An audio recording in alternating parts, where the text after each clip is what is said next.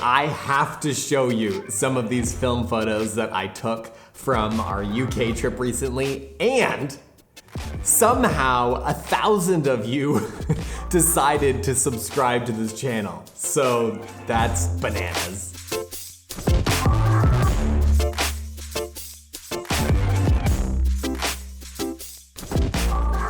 I have never intended to talk or make YouTube videos about YouTube and like how to hit 1,000 subscribers. Mostly because that is not my forte. Photography is my forte, so that's what I will talk about on this channel.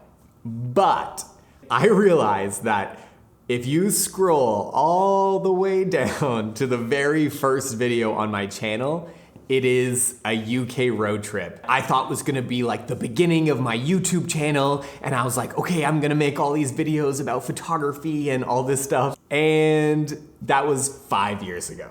So that's why I'm not gonna do too many videos about how to grow on YouTube, because it took me 5 years to get to 1,000. But in that time of 5 years, I have learned something really valuable. And it's something that I use now in whether it's on YouTube or in my photography business and career. It's this kind of little creative framework that I use that helps me to get from the start to the finish, or at least get it to the place where I'm excited about the work that I'm doing. So I'm gonna share with you that powerful creative framework, and I'm gonna show you some of my favorite photos from this trip.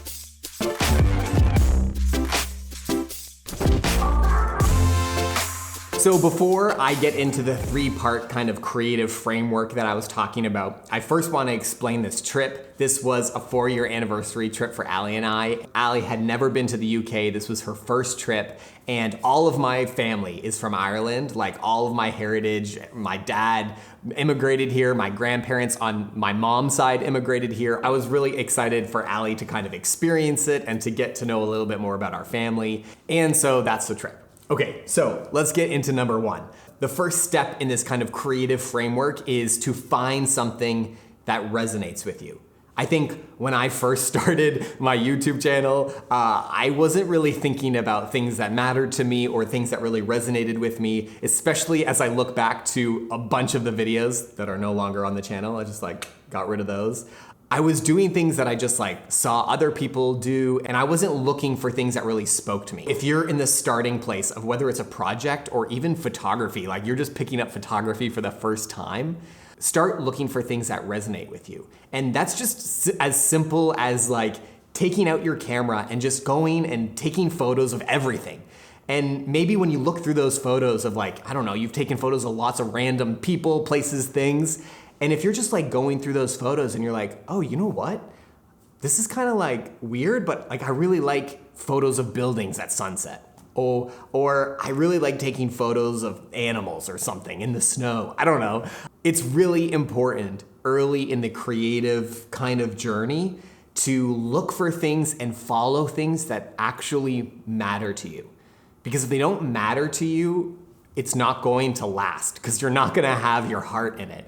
And that's what happened for me 5 years ago when I started my YouTube channel. I was just doing stuff. I was trying to just copy what other people were doing. And I wasn't making videos about things that I really cared for. When you care about things, you're going to continue to do it even if it's difficult.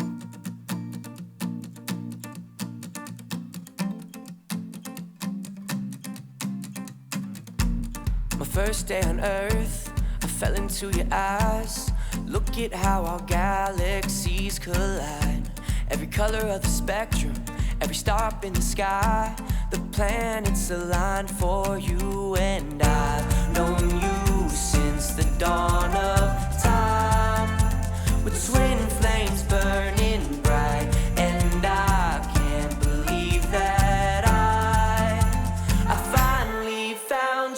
Can we just pause for a second because I need to tell you something about this photo. I didn't even realize it until I got the photo back, but if you look really closely in this photo, there's a little thing right here.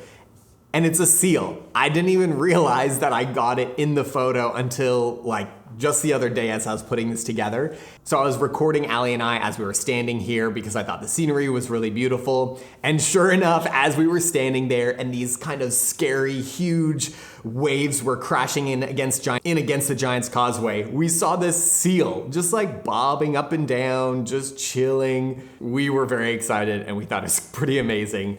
But I had to stop and tell you that. Okay. Stay until the morning sun. I just wanna stay until the morning sun.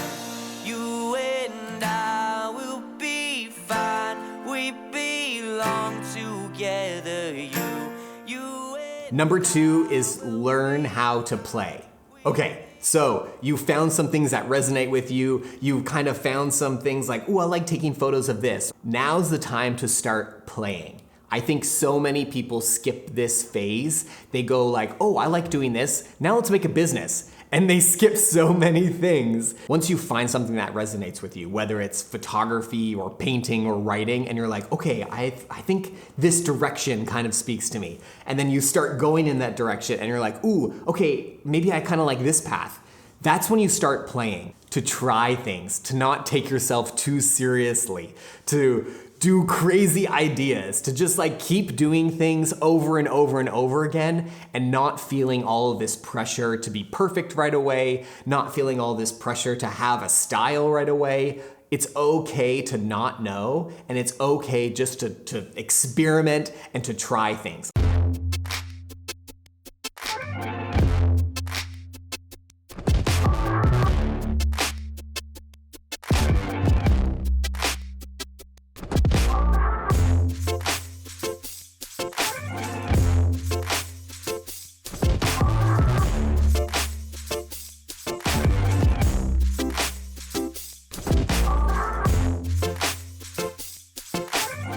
The third and final part of this kind of little creative workflow is evaluating and then repeating. So that's what I do with our wedding photography. You know, at the end of the season, I'll sit down and look at weddings that we've shot, and I go through in detail some of the areas of each day. And I ask myself, like, what did I do well? What did I do poorly? What photos do I really love? What photos do I think could be better? And then what do you do next?